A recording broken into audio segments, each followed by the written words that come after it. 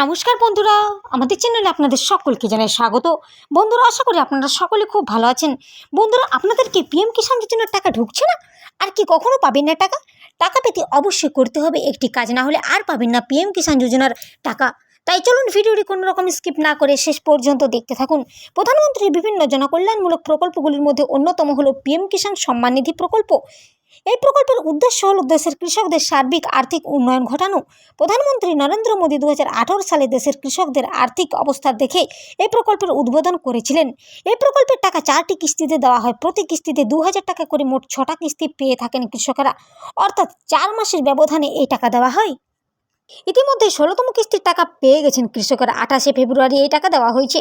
এরপর থেকে পিএম কিষাণ সম্মান নিধি যোজনায় কৃষকেরা 17তম কিস্তির জন্য অপেক্ষা করে রয়েছে। জানা যাচ্ছে লোকসভা ভোট শেষ হওয়ার পরে অর্থাৎ জুন কিংবা জুলাই মাসে টাকা পেয়ে যাবেন সকলেই। প্রধানমন্ত্রী নরেন্দ্র মোদী 12 কোটিরও বেশি কৃষকদের 18,000 কোটি টাকা দিয়েছে। এখনও পর্যন্ত এই প্রকল্পের জন্য কৃষকেরা মোট 2.62 লক্ষ কোটি টাকা পেয়েছে। এই টাকা পাবেন কিভাবে চলুন জেনে নিন। প্রথমে Kisan official website pmkisan.government.in open website করতে হবে। তারপর বেনিফিশিয়ারি স্ট্যাটাস অপশানে ক্লিক করতে হবে। এরপর Aadhaar number, bank account number, mobile number ও ক্যাপচা কোড দিতে হবে। তারপর আপনাকে গেট স্ট্যাটাস বাটনে ক্লিক করতে হবে। সবার শেষে যে কিস্তির টাকা পাবেন সেটার পরিমাণ দেখে নিতে হবে। কিন্তু বন্ধুরা, আপনারা পিএম কিষাণ সম্মান নিধি যোজনার টাকা পেতে যতক্ষণ না কেওয়াইসি আপডেট করাবেন, এক কথায় কেওয়াইসি আপডেট ছাড়া কোনো মতেই টাকা ঢুকবে না।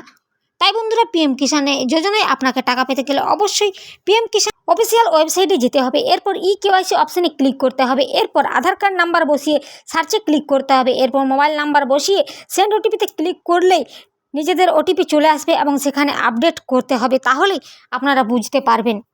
তাহলে বন্ধুরা, বুঝতেই পারছেন এই প্রকল্পে যদি সব কিছু ঠিকঠাক থাকে তাহলে অবশ্যই পাবেন টাকা। আপনার জমির কাগজপত্র একদম ঠিকঠাক থাকতে হবে। যদি আপনার জমির কাগজপত্র ঠিকঠাক না থাকে তাহলে অবশ্যই আপনার আবেদন বাতিল হবেই। ব্যাঙ্ক অ্যাকাউন্টের সাথে আপনার আধার কার্ড লিঙ্ক করা বাধ্যতামূলক। এই লিঙ্ক না থাকলেও কিস্তি আটকে যেতে পারে। এছাড়া বন্ধু, কিস্তির সুবিধা পেতে চান তাহলে অবশ্যই আপনার নিজস্ব একটা ব্যাঙ্ক অ্যাকাউন্ট থাকতে হবে। এই গুরুত্বপূর্ণ কথাগুলি যদি আপনারা না মেনে চলেন তাহলে অবশ্যই আপনারা 17তম কিস্তির টাকা আর পাবেন না। তাহলে বন্ধুরা, বুঝতেই পারছেন এই 17তম কিস্তির টাকা পেতে গেলে কি করতে হবে। এ ছিল বন্ধুরা আজকে পিএম কিষাণ যোজনার টাকা ঢোকা নিয়ে বিশেষ কিছু গুরুত্বপূর্ণ আপডেট। এরকম প্রতিদিনের প্রয়োজনীয় ভিডিও পেতে অবশ্যই চ্যানেলটি সাবস্ক্রাইব করুন। ধন্যবাদ।